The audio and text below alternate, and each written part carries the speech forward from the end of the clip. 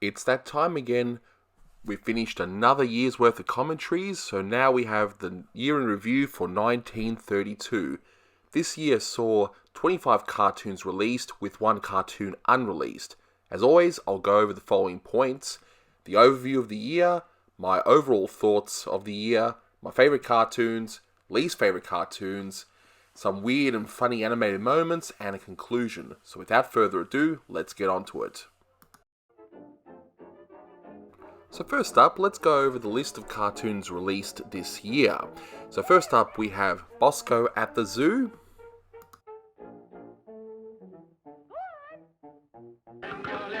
Pagan Moon,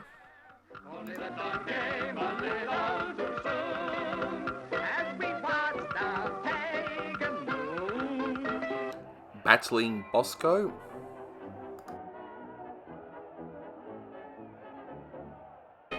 Freddy the Freshman,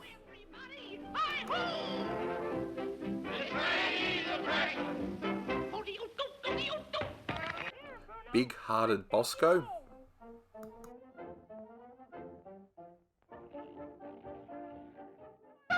Crosby, Columbo and Valley,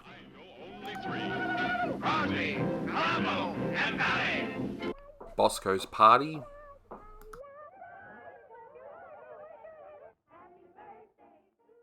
Goopy Geer,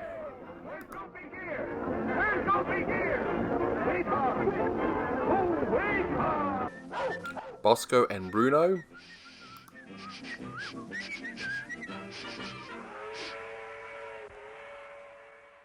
It's Got Me Again,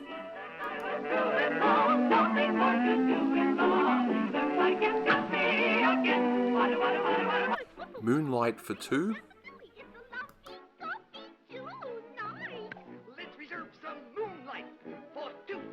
Bosko's Dog Race,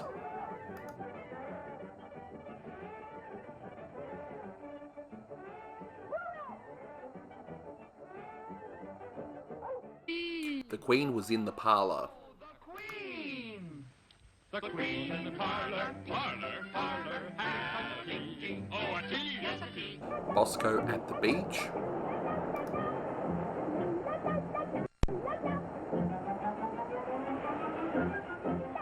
I Love a Parade, I love a parade. The tramping of feet, I love every beat I hear of a drum. Bosko's Store,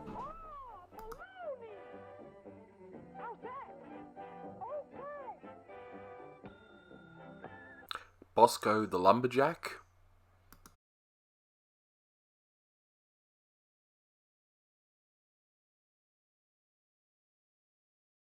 You're Too Careless with Your Kisses, You're too careless with your kisses. Kisses that I want from you. Ride Him Bosko,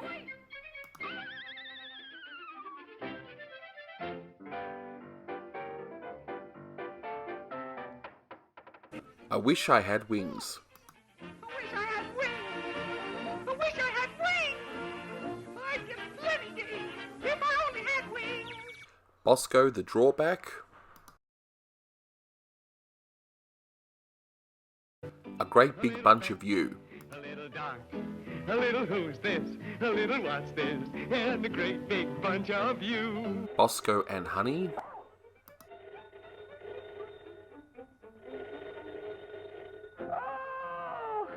Bosko's Dizzy Date, Three's a Crowd, You're in love, but not with me. I know two is company, but three's a crowd. and Bosko's Woodland Days. "1932 was business as usual for the Harmonizing Studio, continuing to create cartoons for Leon Schlesinger, who would sell the cartoons to Warner Brothers. They established in the later half of 1931 to each direct a series, with Hugh Harman directing the Bosko shorts and Rudolph Ising directing the Merrie Melodies. The Bosko cartoons by now would have a formula of sorts, with Bosko being placed in a setting completely unrelated to any of the previous cartoons and react to what other characters such as Bruno, Wilbur or Honey do, or what characters in that specific short would do to him. These cartoons would continue to be successful and were quite popular at the time, despite coming across as a knockoff Mickey Mouse clone today. As for the Merrie Melodies, having done away with trying to create a main star for the series, continued its focus on songs from the Warner's library to mixed results. While the series started with a strong focus on the characters singing the title song, the series would mostly drift away, with one-shot stories created that would have the characters briefly sing only part of the song, and sometimes there would be other songs added throughout. There was, however, one final attempt to create a new recurring character within the Merrie Melodies series, and his name was Goopy Geer. While he was definitely different in appearance from the previous characters created for the Merrie Melodies series, he was only used for 3 cartoons in this series, including one Bosko cartoon cameo in 1933.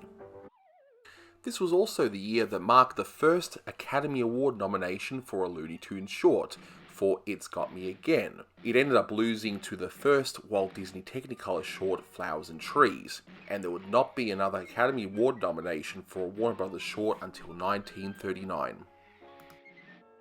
There was also an unusual situation where a completed short called Bosko and Honey was unreleased, but then it was partially remade and released as Bosko's Dizzy Date.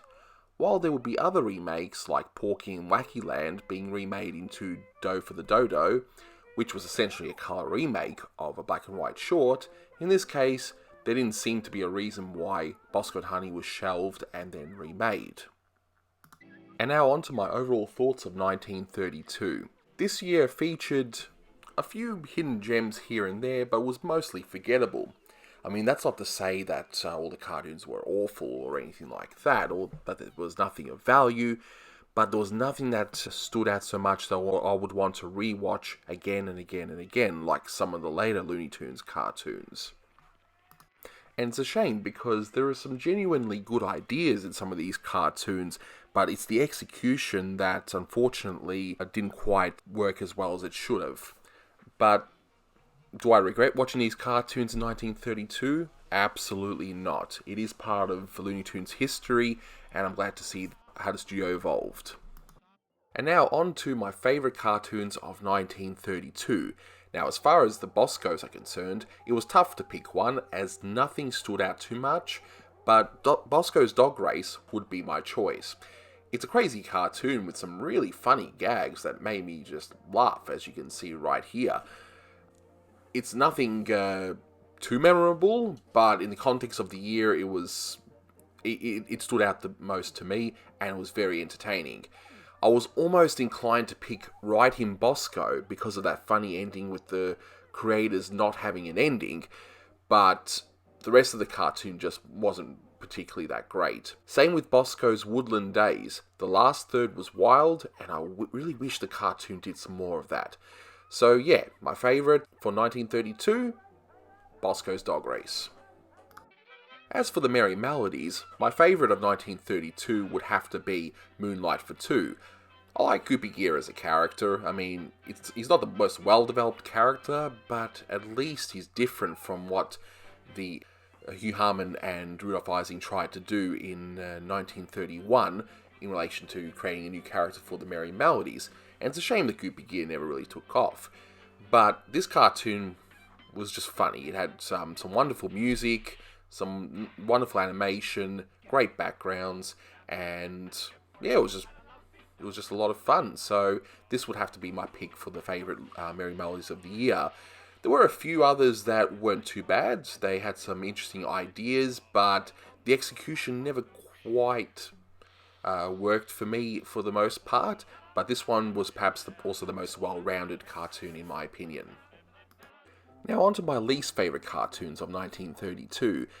In regards to the Boskos, it would have to be Big-Hearted Bosko. It fails in the fact that he just loiters around for the first 2/3 of the cartoon, and when it finally starts, the cartoon's practically over. They should have used the idea of Bosko and Bruno discovering an abandoned baby at the lake as a starting point and build a cartoon around that, rather than just have them do almost nothing for 2/3 and then discover the baby. So yeah, that one would have to be my least favourite in regards to the Boskos.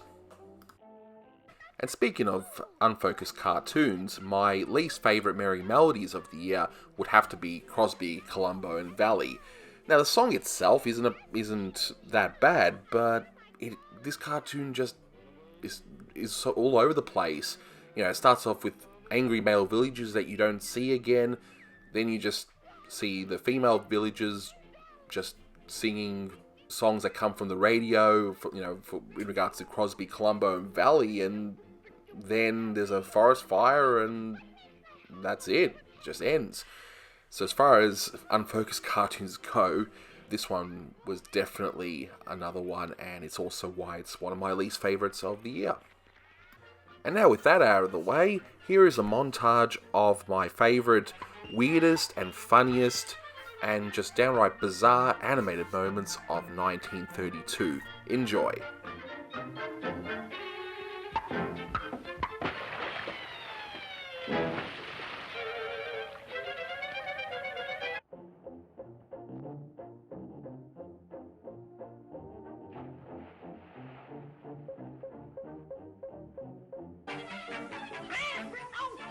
Scram! Collision! Ah, yes, he-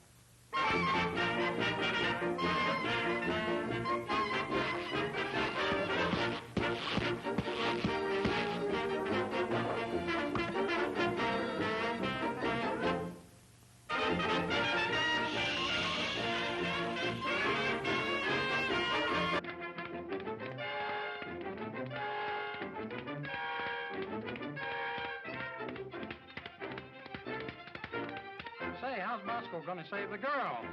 I don't know. Well, we gotta do something. Let's go home. Good idea.